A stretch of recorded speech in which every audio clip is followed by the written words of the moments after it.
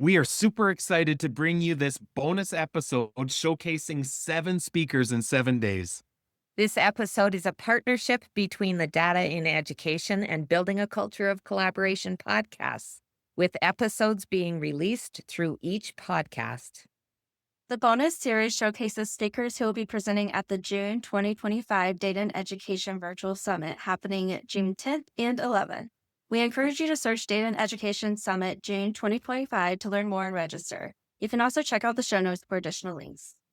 So, Jess, we're excited to dive into this episode, so let's get started.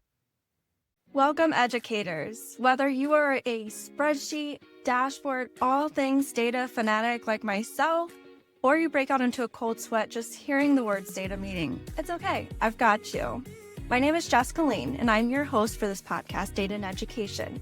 I'm also the founder of Data Informed Impact, where I work with schools and educators all over to get rid of some of that overwhelm and make things a little bit easier for them to make the best decisions for their students.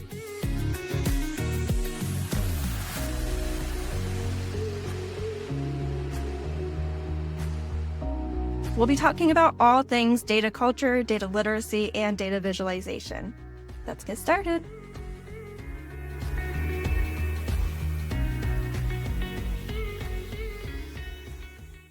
Welcome. We are Lorna and Curtis Hewson, hosts of the Building a Culture of Collaboration podcast. And I'm Jessica Lane, host of the Data and Education podcast. In today's bonus episode, we're talking systems and strategy with Dr. Melissa Wainwright, an MTSS consultant and coach who brings over 25 years of experience to her work, helping schools take action with data. Melissa is passionate about moving beyond just collecting data to actually solving problems, like the district who used data visualization to uncover how attendance was secretly taking literacy. With a background in collective leadership and appreciative inquiry, she's all about leveraging data in a positive, people-centered way. Welcome, Melissa. Thank you. It's so great to be here with you all. And Melissa, we do have to let people know, if those that are listening, they're not going to be able to see the great background, but you're actually joining us from an Airbnb that had, was it a podcast space? Was that what was advertised?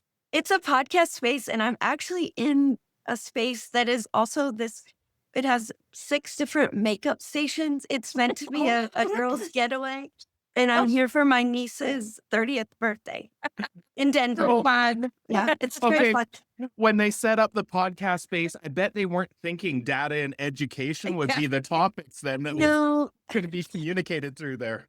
The host is such a creative person. Every room is amazing. And this is one space just really colorful and fun. That's fun. That's so fun. So, Melissa, I'd love for you to share just a little bit of your background as an educator and what's brought you to this point where you are today. I was thinking about this and just thinking about this podcast. And when I started my education career, I was a bilingual educator, and we used data to see where our students were when they came in and then along the way. And that was quite a bit of time ago, where it wasn't talked about as much as using data to inform our decisions. And that just became interesting to me to see how my students were growing. From there, I went into administration and continued my data journey. And more recently, I use data in my work where I moved from regional to state, and just seeing the different places that the data tells a story. And when people not only uncover the reasons, the why, but they actually do something with it, change can happen. And it becomes a way that the culture changes in the system. And I'm fortunate to have had classroom, building level, district level, regional, and state level to just see the different dynamics of impact that when we use data, we can really move the organization, but most importantly, have an impact for positive change for our students. And one thing I'm really passionate about in the roles I've been in lately is just equipping the adults with what they need to be able to do what's needed for students. That's what excites me. That happens to be what excites me as well. So we're on the same page there, probably why we connected so well. So you talked about seeing the data at lots of different levels, and a little bit about using it as a bilingual educator. which is really neat. Tell me a little bit more about that, about how you use data in that role. As I said, it was quite some time ago, and students would come in from all over the world. And because I was living in Chicago at the time, and we would assess the students at the beginning, which would inform us about their different levels of exposure and understanding of the English language, and then use that to help put them into classes, help to provide, it wasn't called these terms at the time, but provide Yeah, the right. intervention, instruction, and support that they needed.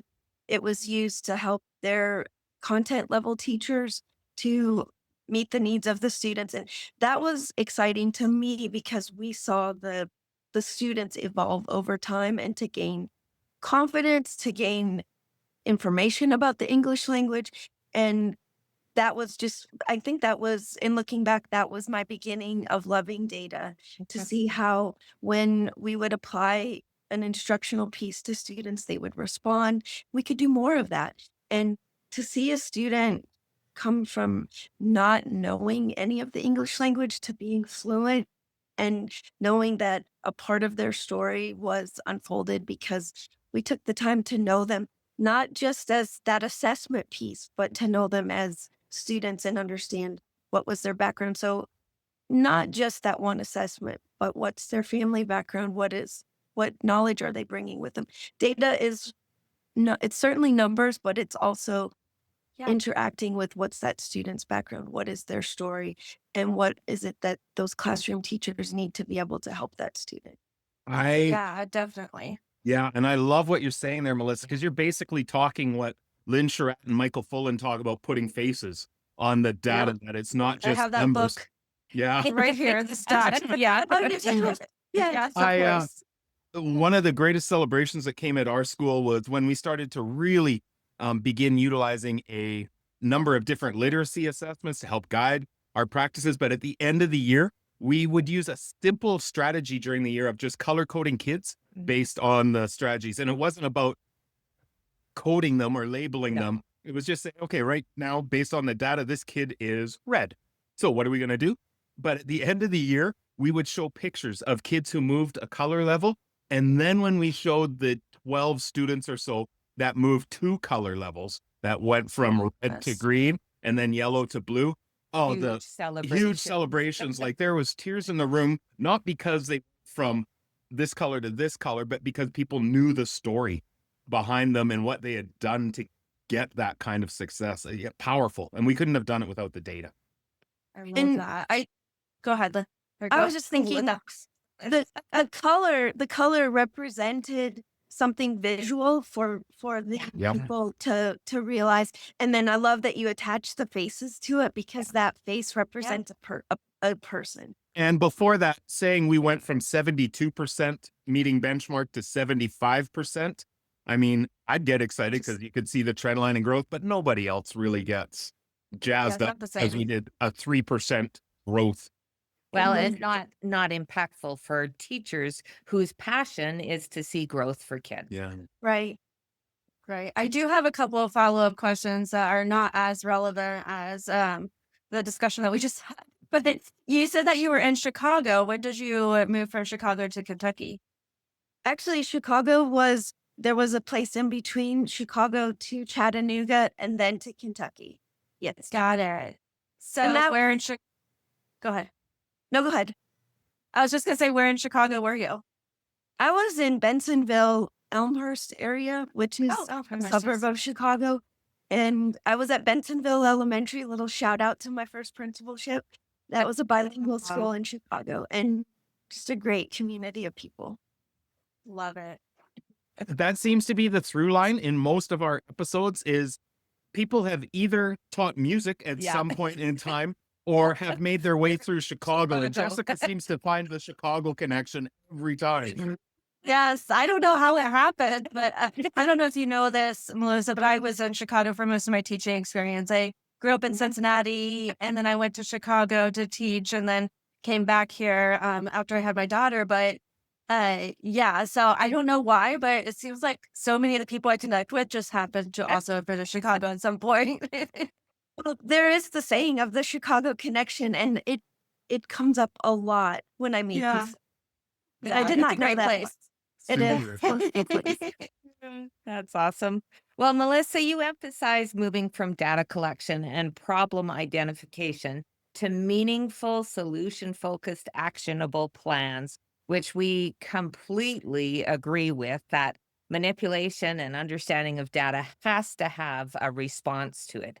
So, and that's all within that MTSS framework. So why can you share with us why that shift from identifying problems to taking effective action often is the biggest hurdle for schools?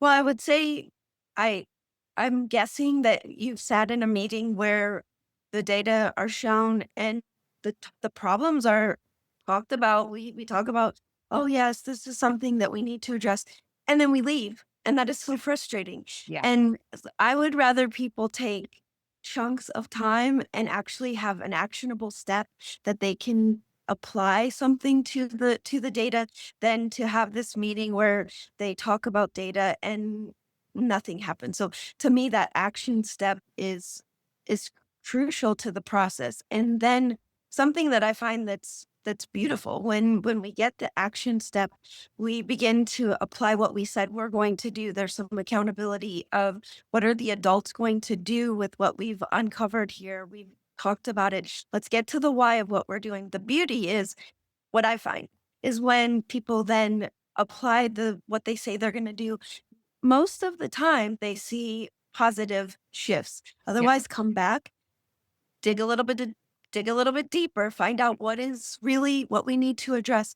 When we address it, what I love about collective leadership is we can say, when we focus on this, look at what we can do together to maximize our strengths and to do what's needed for our students. That's what I love to see is when there's actually an action that takes place. The adults do what they say they're going to do. We see the response for the students and we can celebrate that success together. Yeah. I think I was actually on Chris and Lorna's podcast when I talked about a very similar thing and that if you're not intentional about coming up with some kind of action plan, then you're just losing all of the adults and you're over assessing the students, Oh my which is no goodness. good as well. But 100% that celebration is what then motivates them to continue using Yeah. that data and continue making those moves that are going to help their students, which is really neat. And the one that we often see in a multi-tiered system of support or RTI, whatever that looks like, is where people will look at the data and go, oh, that's a tier 2 kid, that's a tier 3 kid, and they tier their kids, and then they, okay, Walk away. good, now what are we going to do? Well, tiering the kids is not the point. Let's determine, okay, based on that, now how do we respond? It is about the action that follows. And actually, that conversation that you just described, Melissa, about us looking at the data and then walking away without actionable steps is really quite disengaging and harming for the professionals that are around the table because they're just looking and walking away with, well, that's where we are, which is, Yeah. yeah. And one Something of that something that I love to do when I'm talking about tiers is instead of saying students in tier 2 or students in tier 3, students in need of tier 2 supports or students in Yeah. need of tier 3 support so that it immediately triggers that, oh, this is something that is actionable. Like we are doing something with this. Well, data. actually, just because it relates to this conversation, we'll throw into the show notes. Lorna has a free webinar that's titled Stop Tiering Kids, Start Tiering the Supports.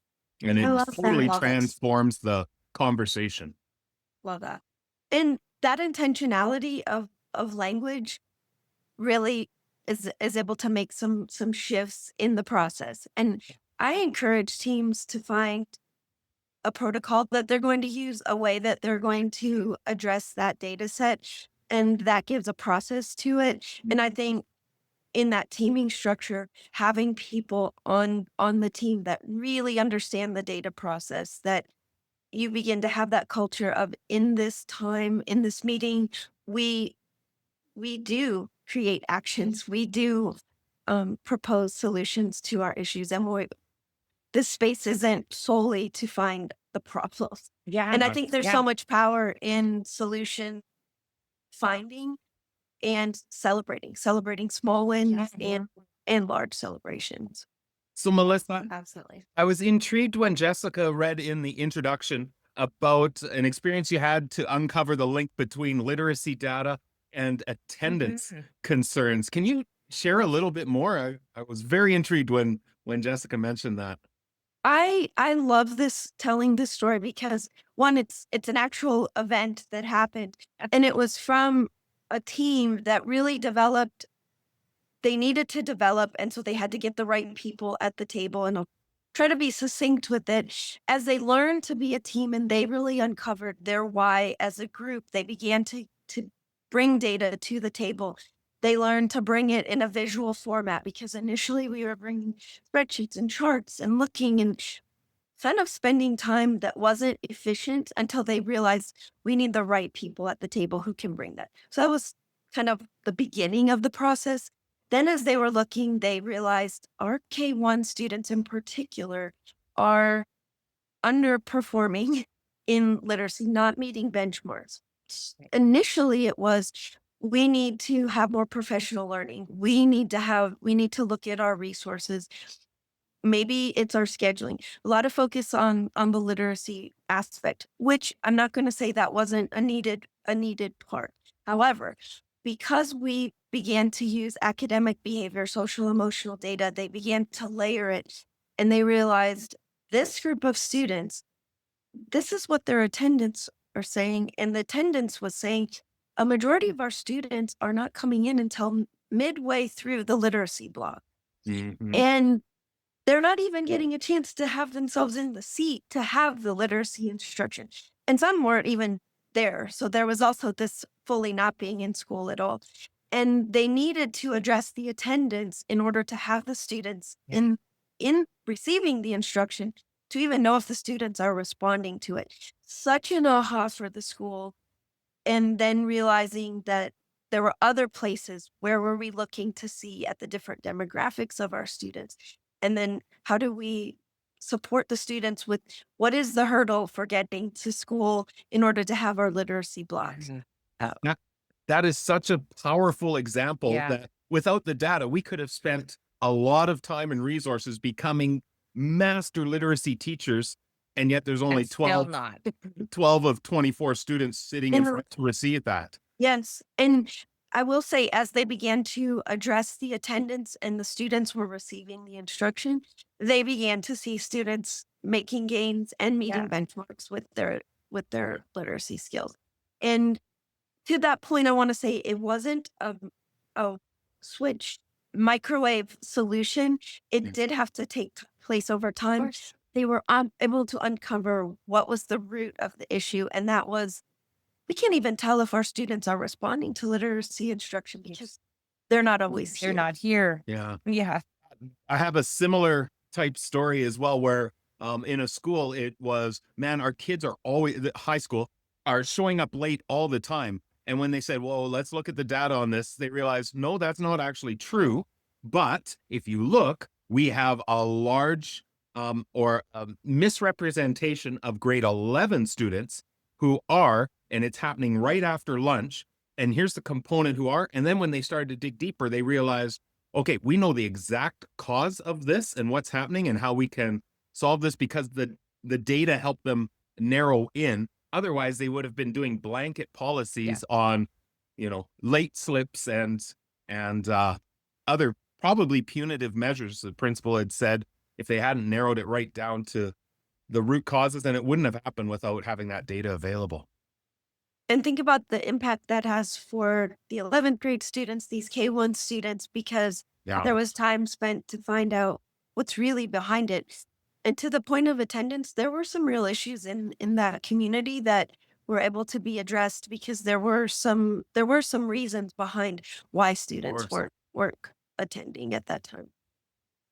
Yeah, that makes so much sense. And again, it's all about asking why, getting down to that root cause. And Yeah. sometimes it takes a little bit of digging, but it's so worth it in the end when you find how that's making such an impact. Even though, like you said, sometimes it's a process. Sometimes it takes several years to get that all figured out. But it's so worth it. Jess, And Yes. Yeah, I was going to say, before you jump to a question, I'd love a follow-up as well from Yeah, what go for it. there. Melissa, when you said we were coming in before with spreadsheets and what I assume was just raw data coming out, Yes. we helped visualize it. Can you describe a little bit more of, for someone listening or watching, to understand what you did specifically to help visualize the data? Because I sometimes think this is a stumbling block Yeah. that people bring reams of data in Yeah. and then they spend a large portion of time trying to figure out what it's saying. Yes. That is inefficient, like you said. And it was moving around the spreadsheet over. It just was not good. That was developing. I did not do it, but developing a data dashboard for them and getting them to have it in visual format. And then my part as the coach was really meeting with a few key people prior to the meeting itself to help with some coaching sessions to get the data pulled together to say, what is it we want to see? What do we need? What are we lacking? Yeah. What are we maybe over representing?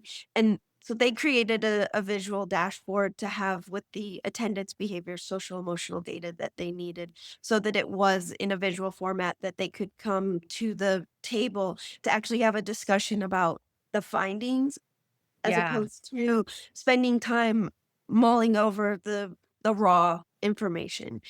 Kind of to your point of the color coding of Yep. Yeah. could respond to the colors. Yes, they do represent students, they represent stories, but we need to be able in our meetings to be able to have it in a visual format, to be able to consume it. I liken it to if I'm having people over for dinner, I don't wait till they arrive to go to the grocery store to get food. That's I a know what great I'm analogy. having. I have it ready and we're going to be able to spend our time at the table talking together and sharing the meal as opposed to, oh, wait, I've got to go pull the stuff from the pantry and run to the grocery store and get what I need. I Yes, love I love, that I idea love it of too. that analogy. That's I'm writing it down Yeah. now. Yes. It will be stolen for sure. Yeah. Have at it. Let's get people to understand what we're talking about. That's great. great. Yeah. Right. Absolutely. And so, I've told you this before. I'm a huge believer in MTSS. And, one of my favorite stories to tell is the story of how we helped North College Hill, the school that I was at, the district that I was in, for the past several years, pull the elementary school out of improvement process. And it was a slow rollout. It was a very a long process, but it's a process that I stand by, and I think that without the couple years of learning about MTSS before we even started to roll it out, it wouldn't have been done. So I'm a huge believer, and so I want to talk a little bit about that and about how school leaders can build that sustainable collaborative system for all that data informed decision making within the MTSS framework. And then, like, what other leadership practices and structures most impact the effective data and action within those schools and districts?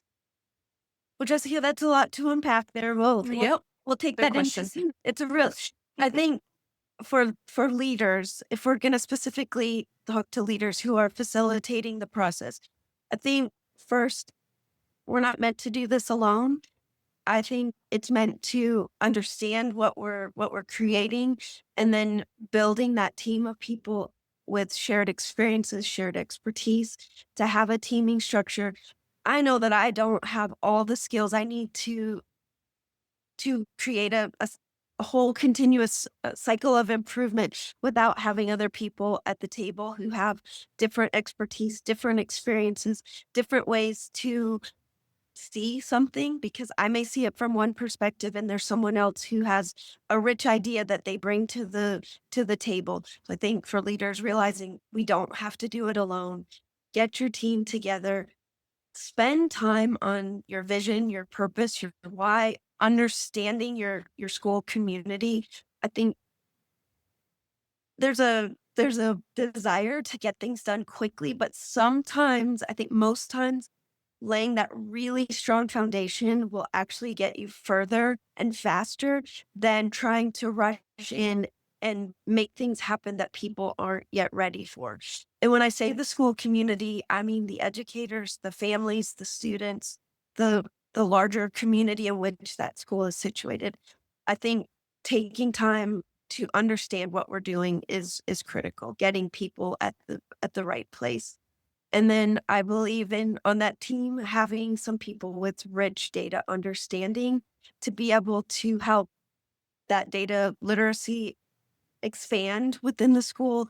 And while I say a team, having that school-wide MTSS team, that is a two-way, multi-way communication system. Not that they're the end all be all, but how's that a linked teaming structure that links to my PLCs, that links to my student intervention team, so that we are collectively working together. So to the leaders, I would say, don't try to do it alone.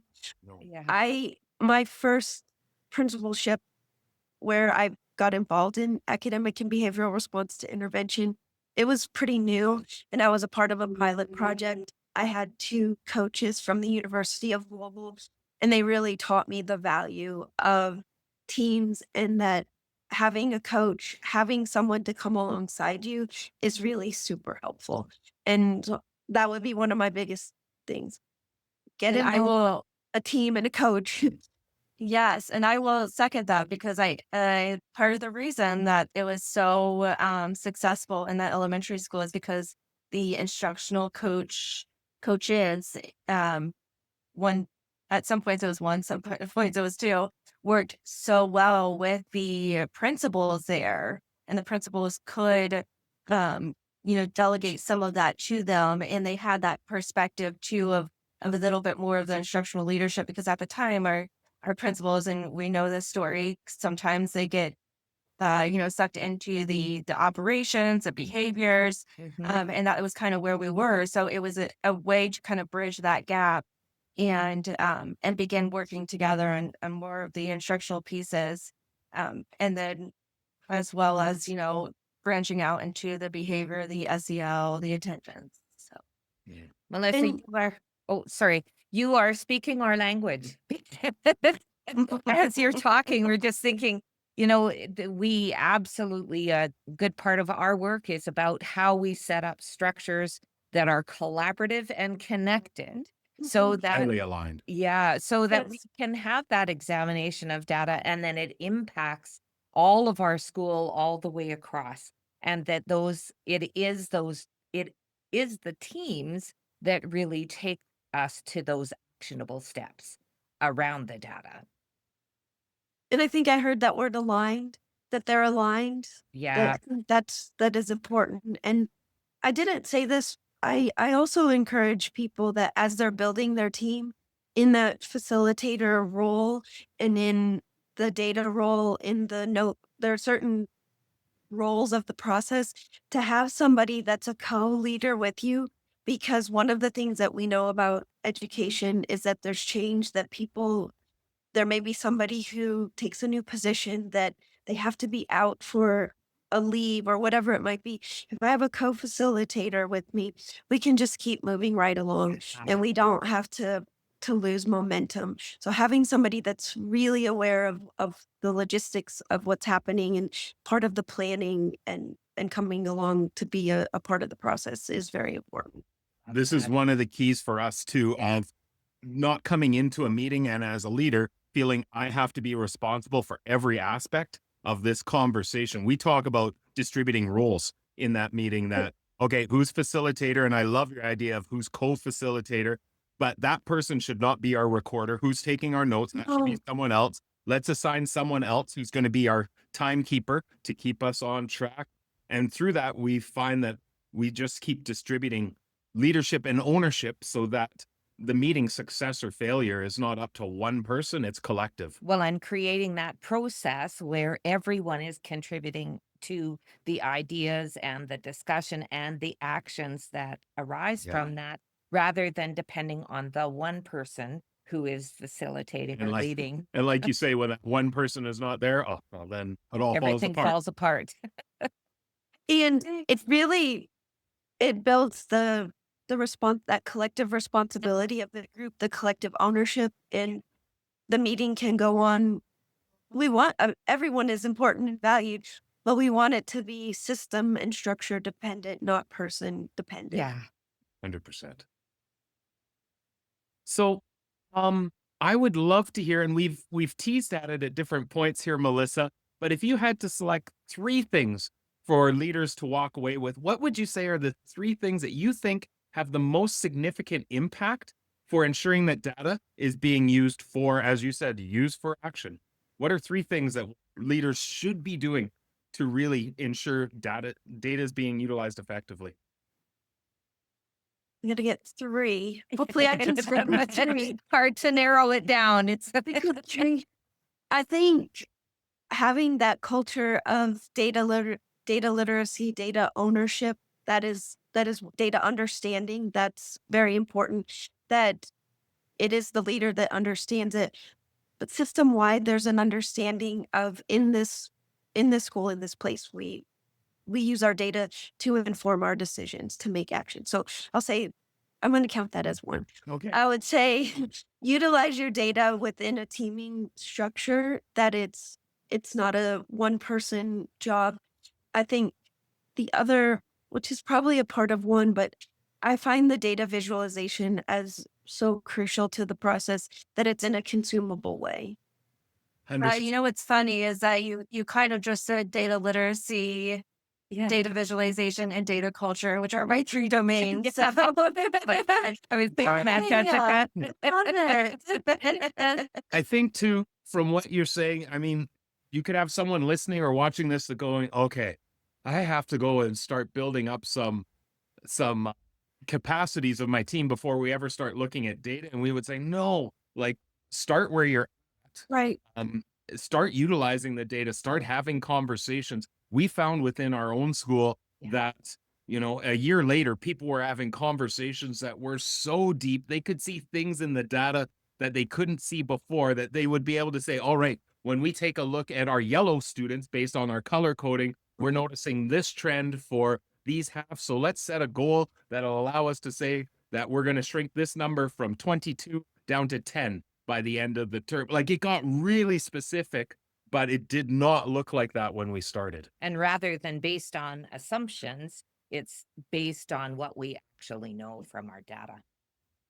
I think that's a really good point. And owning whatever is uncovered is what it is. So this is where we are. It's not a blaming. It's a here's where we are, and what might we do as together to solve this, whatever we've uncovered. And so I think it's not about blaming. It's about, yes, we own it, and we're not trying to make excuses for whatever it is, but we're going to work together to create a solution. We had another one of our guests on this podcast, that Emily, that had shared bad data does not mean you're a bad teacher. And I thought it was a really simple but powerful way to state exactly that. When I work with leaders, sometimes we'll talk through the idea that you're opening a can of worms. Yes. And sometimes you have to face the reality of what the data is saying, but it is about, okay, so what comes next? Yeah, What the is our response. response, and how do we move forward from the point at which we are right now? Yeah, and it's so important to be intentional about how you show that data, and how you present it in a way that actually makes the teachers feel like you're building that trust and those relationships. And I think so often, and I said this before, we go in trying to like pretend like they aren't going to be defensive, or they aren't going to feel some sort of shame or sadness when they see it. And it's like, you need to be honest with yourself. Like that's what's going to happen. And what can you do to prepare for that? And not using it as a weapon of sorts, as a leader. And I think being mindful of where's the place for this particular data set, who's the audience that's going to process that. And there are places where the name of the person doesn't need to be identified on that data. I think really being mindful, going back to what does a leader need to do, being mindful of and cautious of what data are we using in what place. That's right. Yeah. Well, Melissa, this has been fantastic. We really appreciate your insights. And Jess, I don't know if this has been the same for you, but now that we've had some of these conversations with different leaders, it's awesome to hear some of the similar, familiar Yes. themes coming out from people that are doing amazing work with data in schools. Yes, absolutely. I agree. It's so funny to hear all of the similarities and all Connection. the stories that back it up too. It's interesting to hear because there are things that I know that I've worked with me and my past district and the schools that I've worked with. But then to hear other people saying the same things is just it's so cool to hear. Yeah. So, Melissa, before we ask how people can best get a hold of you if they want to connect or learn more, we do know that you will be presenting the Data and Education Virtual Summit. Jess, when does Melissa's session happen? Yeah, so she'll be presenting on turning data into action, practical strategies for MTSS success, which I am so excited about. And that is on our second day, June 11th at 9 a.m. Eastern. Excellent. We Excited can't wait be to able have you. hear, what you have to say. So, Melissa, what would be the best way for people to get a hold of you if they wanted to learn more or to dig a little deeper into what you shared today? melissa.wainwright.org or info@melissa.wainwright.org. So melissawainwright.org is perfect.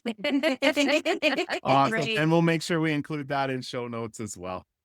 It's been really fun to talk to you all. And I too love talking to people that are doing this work and seeing positive change happen. And people often ask, does MTSS work? The process works when we do the process. Yeah, exactly. When we're committed to it, it will work. I agree. And it's been so nice having you on here. And I will say too that I'm going to continue to share out school stories on my podcast, the Data and Education podcast, because I think it's so valuable to hear all of those stories from the educators as well as from the specialists. And it gives me the good kind of chills. I love it. Awesome. Well, thank you so much for your time, Melissa. Now, please enjoy the rest of your time with your family as well. Thank you. All right, Thanks so have fun. much. Thanks Bye. so much, Melissa. Bye-bye. Okay, so as we were listening, I saw all of us, our heads go down to write down the when you have guests over for supper, you don't wait for them to arrive to Oh go my buy your gosh. groceries. And that was a great way. We talk about that all the time We of if you're do. coming into a room with raw data, that's on you as a leader. That should not be happening. Come ready. Yeah, absolutely. And that's why I do my data visualization for educators program so that I can make sure that there are more people out there who know how to prepare that data in a way that's actually easy to read because you're right, it's so much time gets lost in the picking apart and the sorting and there are some people that won't even go that far because they see that sheet of numbers and it's like, whoa, Yeah. I know what I'm doing with this. Already. Yeah. Right. Yeah. Yeah. The thing that I loved that she was talking about was that you're not ever going to come away with a microwave solution, Yeah. which is just that quick fix, the fast, Right. the fast meal that you're going to get. No, it takes time for us to be able to examine the data, determine a response, being able to put things into action, and then again reviewing what has happened because of those actions. Yeah.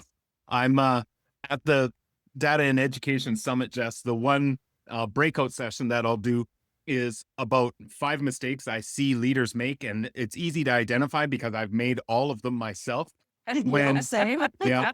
When getting data ready for teams to utilize, like there are mistakes that we make, Yeah. and then it happens exactly like Melissa was saying, that the time's not used efficiently or effectively. We talk about the value of color coding your data. Almost every time I've ever come into a space where the data had not been prepared, usually the first thing I see teachers do is somebody has a pencil case where they've got highlighters, and out come the highlighters. It's Yep. almost Which always makes the sense. first thing. It's a logical step Yeah. in working through that data. Right, absolutely. And I just had to give another quick shout out that when we asked her for 3 steps leaders can take, her 3 steps centered around data literacy, Yeah. data culture, and data visualization, which just again, reminds me that I'm doing the right thing, which is really, really awesome to hear. Yeah. And I just go back to like through all these podcast episodes, being able to hear the successes that people have had by being intentional about using data is just, I love it. Yeah. So it's interesting when you talk about those three, because I do think there's a sequence, and I'd love to hear your thoughts on this, Jess, where if we start on the data visualization, that's one thing that we can do without the rest of the team necessarily needing to be at a similar place. But I think without the data visualization, it's hard to start developing data literacy. Mhm. And then as we're developing that literacy and getting better at our visualization, we're building out that culture for us as well. Yeah. Would you see that as we go from visualization to building upon the literacy, and through all of that, we're creating that Building data that culture? culture. Yeah, I think a lot of it happens at the same time. I do often say, though, that I wouldn't go as far as to invest in a full system or like a full dashboard or anything like that. There are easy ways that you can visualize just using Google Sheets or Excel Yeah. that help along the way. But you don't really know what you need until you know what you need. Yeah. And so it's important to start building those systems, that literacy with some of those smaller visualizations that you have that, that are free and easy, and then continue to build those as your team gets more and more comfortable with using data. We talk about that all the time in our Yeah. work, is start simple. You can always move to complex Yeah. over time as you gain understanding. But if you try and start at complex, you're probably going to frustrate a lot of people and Yes. not have the results you want. Start simple, Well, real and simple. you move to those more complex tools when you're ready for it and you find a need for it. And so Exactly. many other ways that you can manage that to begin, Yes. get started. Yeah. All right. Well, this is so exciting to hear, Melissa. And once again, that's on day 2 that she's Yes. starting out her breakout session. Yep, she'll be on day 2 at 9 a.m. Eastern time, and then she'll be talking all about MTSS. So there are a few sessions that are centered around MTSS, and she's one of them. So Excellent. And I'm That's going awesome. to be speaking very much to that during the keynote on that day too. So it's going to be a great lead in for those follow-up perfect. conversations. All right. Well, this has been another successful 7 speakers in 7 days episode. Super excited to be able to share this out with listeners and viewers, and very much looking forward to our Data and Education Summit happening June 10th and 11th. Me too. Thank you so much. See you soon, everyone. Take care. See ya. Well, my friend, did you enjoy it? I'm really hoping the answer is yes.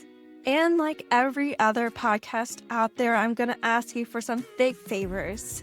Can you please make sure that you're subscribed? You don't want to miss the next episode, I promise. And then if you could leave a review, that'd be awesome too. If you're on YouTube, by the way, there's this great thing that you can do where you just like go to the box underneath the video and type in your thoughts, ideas, wishes, hopes, dreams, and hit comment. And it shows up under the video. It is public, just a warning. But I'd really love for you to do that. Share with me. What did you think about the episode? Or what are your dreams in life? It's okay. You can really leave any kind of comment. And I'll do my best to respond. Above all else, I appreciate you listening, and I hope you have a fantastic rest of your day.